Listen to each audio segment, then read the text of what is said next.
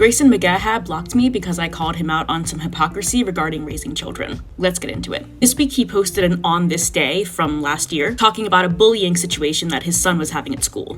Graeson and a bunch of other parents had been fighting with the school to get this kid taken out of the class because the boy allegedly terrorized not only the kids but the teachers. And he opens up his video with this.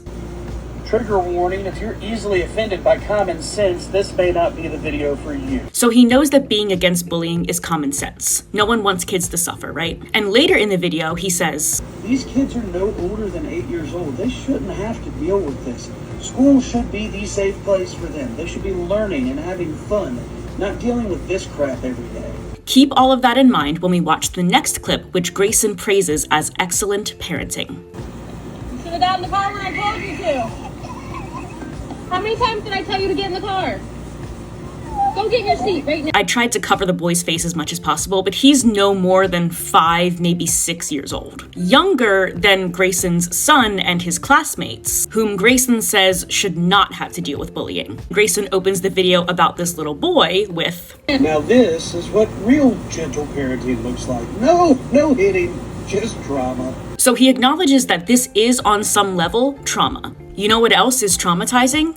Bullying. And while Graeson is against his own child being traumatized by another child, he believes it's excellent parenting to, as he defines it, traumatize your own kid. Not that kid-on-kid bullying is ever okay, but I think it's easier to get over than your own parent traumatizing you, because you live with your parents. Most likely, Graeson's son and this bully will part ways in a few years. This boy has at least 12 more years at home with the parent who traumatized him. Plus, imagine the person who's supposed to love and protect you more than anyone else in the world, leaving you on the side of the road and driving away. But Graeson said this is okay too.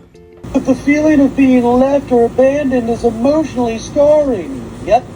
And scars are tattoos with better stories. Okay, so then why isn't it okay for your kid to get tattoos with better stories from a bully? In your second video, Graeson, you praised old school parenting. But real old school parents told their kids that bullying builds character. You gotta pick whether you're gonna be an old school parent or not. Graeson mentions in one of the videos that some teenagers at his kid's school have been breaking windows at the school. And he says it's probably because their parents never left them on the side of the road. But sources like the National Child Traumatic Stress Network have shown that traumatizing your kid, and remember, Graeson himself labeled this as trauma, can actually cause behaviors like breaking windows and bullying. So it's quite likely that Graeson's son's bully experienced something like their parent leaving them on the side of the road and driving away. It doesn't have to be that exact form of trauma, but how do you think bullies become bullies? So now that little kid has so much pent-up anger that he takes it out on other students and teachers. Appropriate? Absolutely not. But this kid is still a kid. Graeson also says that being left on the side of the road is a consequence of the 6-year-old's own actions. Because the 6-year-old, he says, forked around and found out. A 6-year-old? He says, make the kid understand that you, the parent, are in control.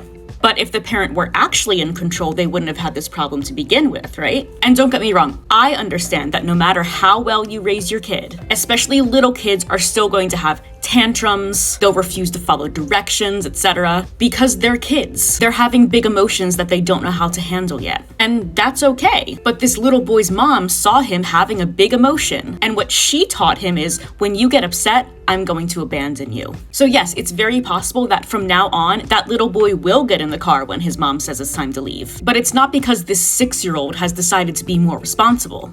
It's because he has trauma. And it's most definitely old school parenting to convince yourself that your kid being traumatized is your kid behaving. But it's very possible that in a couple years, that little kid could be someone else's bully. Or maybe he'll stop interacting with kids altogether. As you can see, some kids don't become aggressive in response to trauma. Some kids don't seem to care anymore if they are hit. They've lost the normal fight or flight reasons built in to protect us from danger. These children may also fail to react to other dangers. They may stop trying to make friends or succeed at school or plan for the future. Some abused children become anxious and fearful rather than numb and withdrawn. This happens frequently when abuse has no predictable pattern. And I just don't understand why a parent would want to risk any of this happening to their kid. And then if that little 6-year-old boy who was abandoned by his mom becomes a bully, Parents like Graeson will get on TikTok and complain that parents aren't being better parents when in fact they did exactly what he told them to do. And I know people are gonna say that I'm making this video because my parents coddled me when I was growing up, but it was quite the opposite. I was raised with corporal punishment. Absolutely old school parenting. This is the result of that parenting, and you do not like it. So if you see me and you don't like what you see, maybe rethink the way you're raising your kids, because old school parenting leads to snowflakes who talk about their trauma in therapy.